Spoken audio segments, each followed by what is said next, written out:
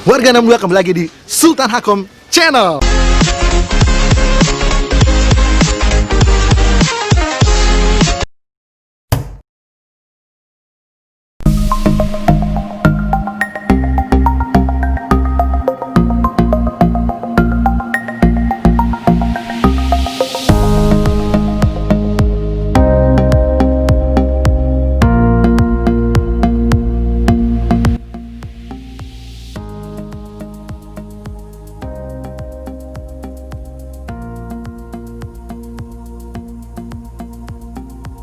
Perkenalkan, nama saya Paul Sirait.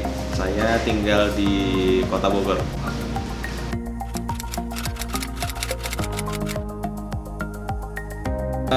Usaha yang saat ini saya miliki sebenarnya yang utama adalah kos-kosan, rumah kos. Nah, rumah kos itu dari dermaga Bogor.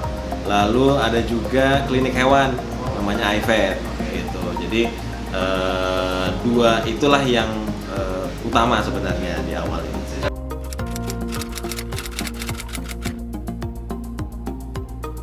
Oke, kalau kos-kosan itu sudah lama sebenarnya, udah jalan kurang lebih 5 tahun lah ya, udah 5 tahun. Tapi kalau yang klinik ini baru, dia baru mulai 1 tahun 2 bulan lah untuk yang klinik hewannya. Nah.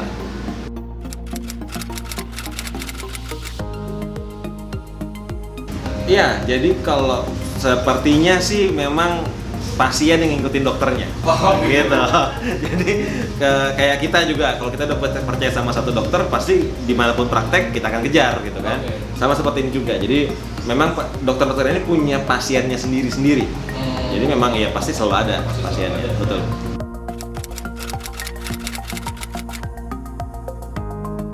Jadi yang saya kelola di sini ada 61 pintu. Gitu. Jadi ada 3 tipe yang kamar mandi luar, kamar mandi dalam, dan tipe yang kayak rumah petak seperti itu.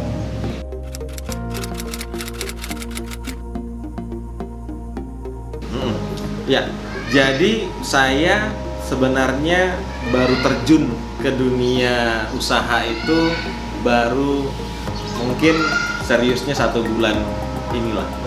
Iya, jadi setelah lulus kuliah saya memang sudah menjadi pegawai lah, karyawan waktu itu ya. Jadi ada 2 bidang pekerjaan yang dulu saya sudah tekuni. Yang pertama itu saya sebagai editor buku di penerbitan, itu di daerah Kuitang, Jakarta Pusat. Dan 10 tahun terakhir ini saya bergerak di bidang pendidikan di sekolah. Oh, pendidikan Pak. Iya. Berarti seorang guru nih. Iya. Jadi 10 tahun, 7 tahun pertama itu saya adalah seorang guru ya, mengajar di program SMP di sebuah sekolah di kawasan Jakarta Selatan, daerah Cilandak. Setelah itu 3 tahun terakhir ini saya dapat kesempatan untuk masuk ke bidang manajemennya, manajemen sekolah.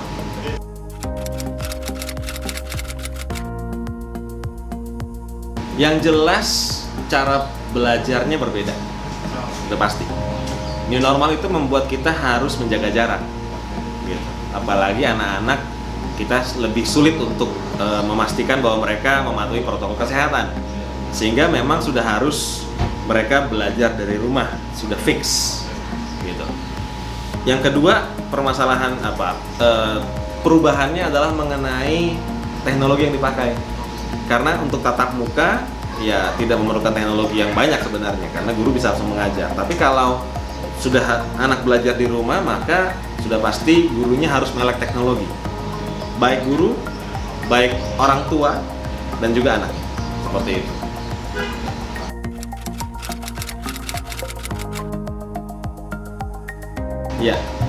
Iya, saya tidak bisa mengeneralisasi ya. Artinya bahwa ini semua akan terjadi di semua sekolah atau bagaimana.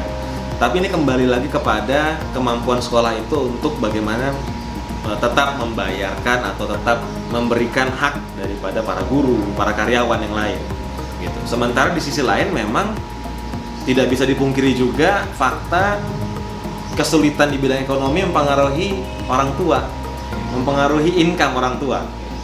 Dan ketika mereka juga harus anaknya belajar dari rumah, tentu akan ada suara-suara yang disampaikan oleh orang tua. Kami minta pengurangan uang sekolah, seperti itu. Nah, inilah tarik-menarik ini yang memang harus dicari solusinya. Karena sekolah sendiri juga punya tanggungan untuk mencukupkan segala kebutuhan operasional, termasuk pembiayaan gaji para guru dan karyawan, seperti itu.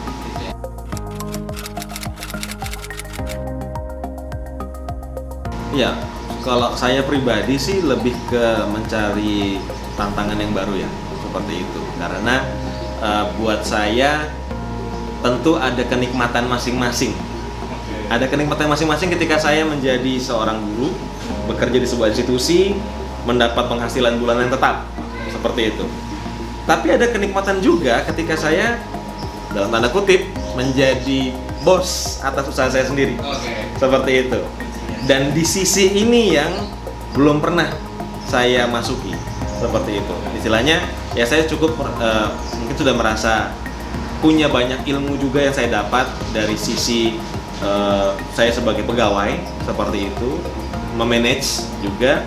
Gimana kalau misalnya saya menggunakan ilmu yang saya dapat ini ke memanage usaha saya sendiri, seperti itu.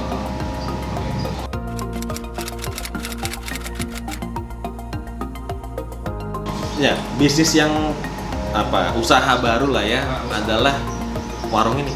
Oh, warung belakang ini, Pak. Nah, Gimana Pak? Kesan-kesan Pak masalah warung ini. Sebenarnya warung ini untuk apa Pak? Maksudnya ada di sini tujuannya apa? iya. Awalnya menjawab kebutuhan dari para penghuni kos. Jadi ya selama ini mereka kalau misalnya mau beli minuman, mereka harus keluar dulu dari kos, mereka harus mungkin pakai kendaraan sendiri, naik motor ke Indomaret terdekat atau ke toko-toko terdekat, seperti itu. Demikian juga mereka kebutuhan mandinya, kebutuhan kebutuhan sehari-hari lah yang saya maksud. Nah, kenapa saya nggak mencoba menghadirkan itu ke sini? Gitu. Itulah yang mendorong, mendasari kenapa saya membuka akhirnya warung ini.